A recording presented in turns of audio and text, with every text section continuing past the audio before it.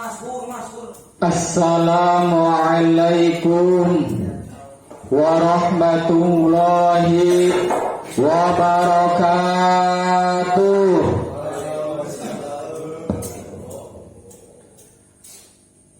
Alhamdulillahilladzi qad akhrajana ta'ijal fikri li arbabil hijab wa hatta anhum min sama'il aqli kulla hijabin min sahabil jahli hatta badaslahum sumusul ma'rifah ra'au mukhaddaratiha munkasifah nahmaduhu jalla 'alal in'ami bi ni'matil imani wal islam man khassana bi khairi man qad ursila wa khairi man hajal maqamatil ula amma ba'du. Faqad qala Allahu ta'ala fi ayatihil karim wa huwa asdaqul qailin. A'udzu billahi minasy syaithanir rajim. Bismillahirrahmanirrahim. Subhanalladzi asra bi'abdihi lailan minal masjidil harami ilal masjidil aqsa alladzi barakna haulahu. Al-ayah. Wa qala an-nabiy Muhammad sallallahu alaihi wasallam as-salatul mi'rajul mu'minin. Wa qala aidan as-salatu imaduddin faman aqamaha faqad aqamaddin faman hadamaha faqad hadamaddin. Al-hadis ayatamimil hadis. Puji dan syukur marilah kita panjatkan kehadirat Allah Subhanahu wa taala yang telah memberikan beribu-ribu nikmat, terutama nikmat iman sinar Islam. Salawat dan salam semoga tercurah limpahkan kepada hariban paduka alam, ialah habibana wa syafi'ana wa maulana Muhammad wa maulana Muhammad sallallahu alaihi wasallam. Simabi ngahaturkeun penghormatan Islam anu ku simabi dihormati pimpinan pondok pesantren Nurul Falah, baik anu sepuh maupun anu anom, anu parantos nampi kamuliaan ti Allah Subhanahu wa taala, pamudah-mudahan ditambih-tambih kamuliaan. Amin. Amin ya Allah ya Rabbal. Juga yang saya hormati para alimil ulama, para tokoh, para hujaj anu di masing-masing ampihan anu teu biasa disebatkeun satu persatuna tapi tengirangan kana rasa hormat sim abdi. Juga yang saya hormati aparatur pemerintahan, baik sipil ataupun militer, baik dari tingkat RT, RW, lurah, camat, gubernur, presiden. Hayu urang doakeun pimpinan urang ieu pamudah-mudahan jadi pimpinan anu amanah. Amin. Pimpinan anu adil. Amin. Ngabela ka masyarakat. Amin. Bahkan mampu meneladani kepemimpinan Kangjeng Nabi Muhammad sallallahu alaihi wasallam. Juga yang saya hormati bapak-bapak, ibu-ibu, santriawan, santriawati, sadayana anu hadir dina ieu tempat anu sangat kusim abdi ya hormati. Hadirin rahimakumullah.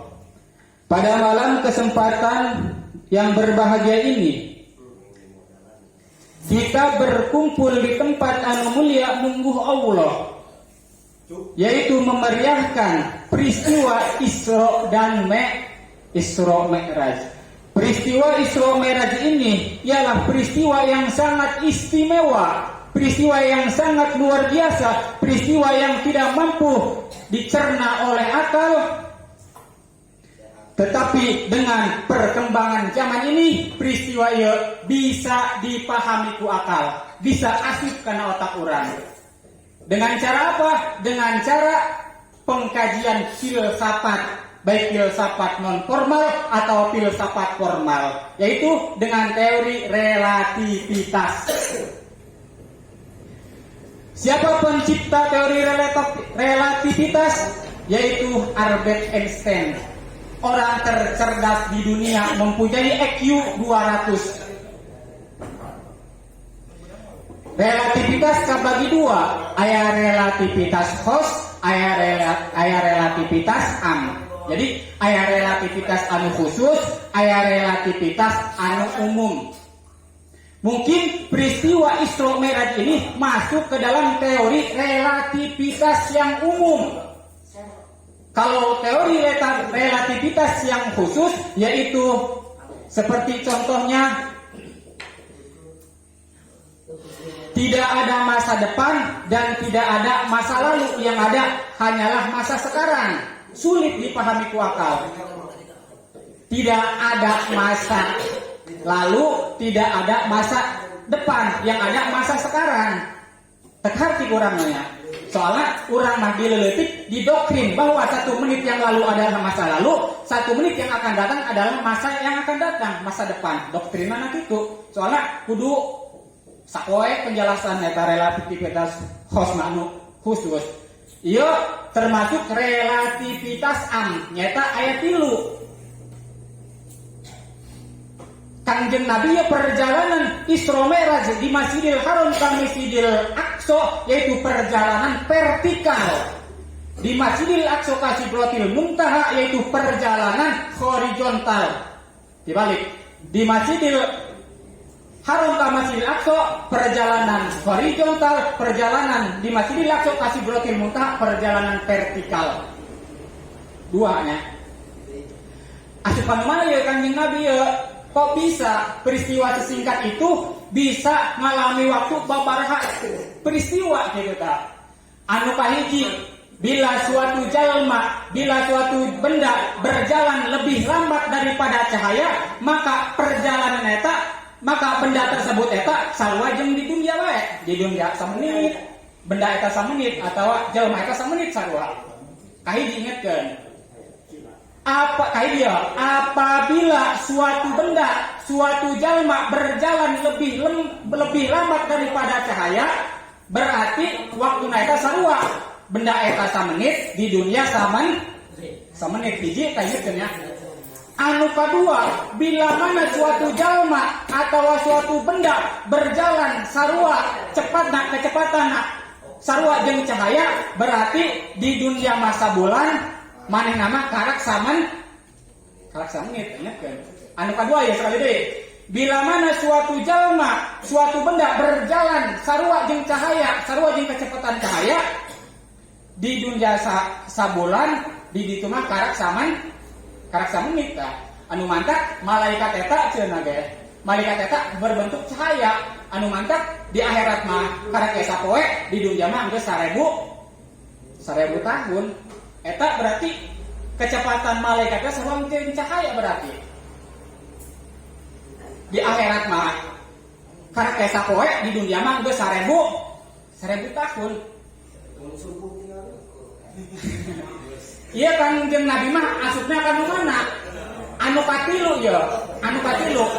Bila mana suatu benda atau manusia berjalan lebih cepat daripada cahaya, maka benda tersebut atau jalma tersebut di dunia mah enggeuk karak samenit, benda tersebut atau jalma tersebut mah geus ngalakonan 3 bulan atau 5 bulan atau bahkan sampai 1 tahun.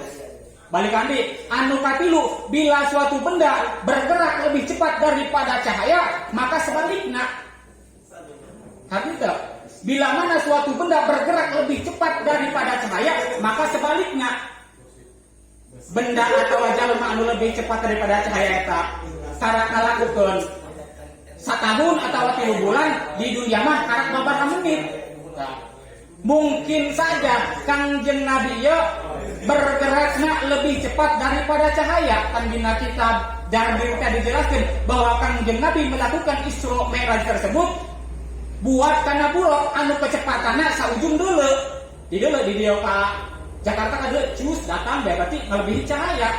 Anu mantap Kanjeng Nabi mah geus ngalaksanakeun babaraha bulan atuh di dunia mah karak samenit.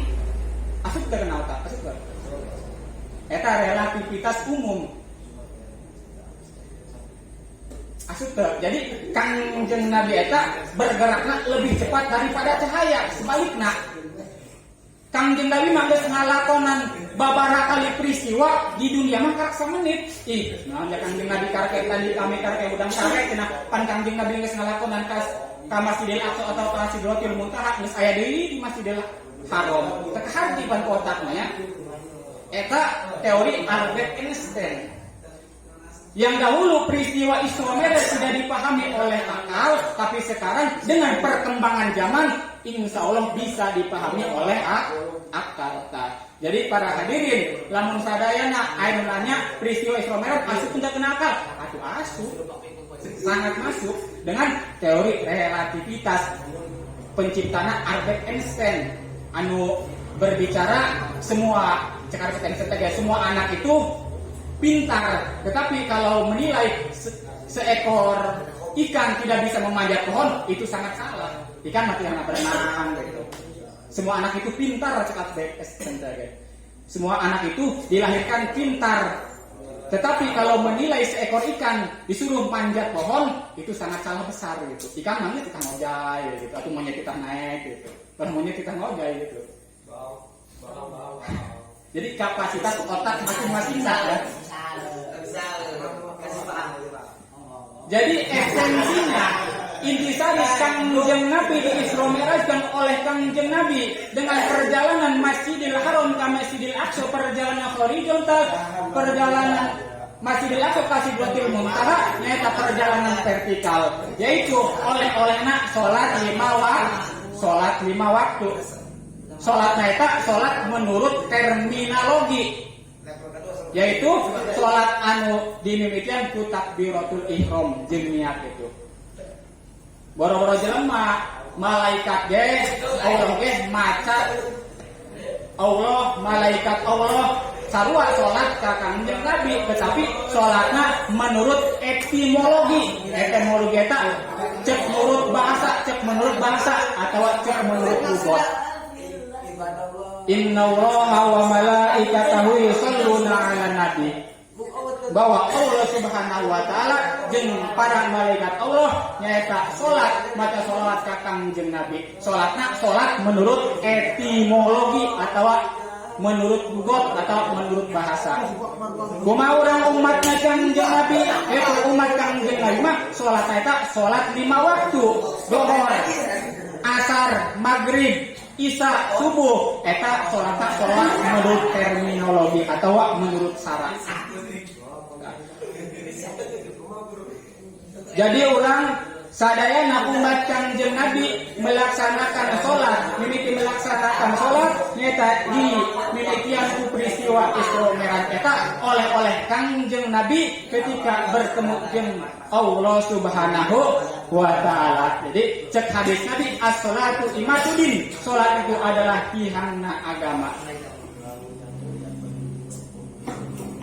Paman aqoma pakon aqomadin, saha jalma anu mendirikan melaksanakan sholat sarua jeung mendirikan agama.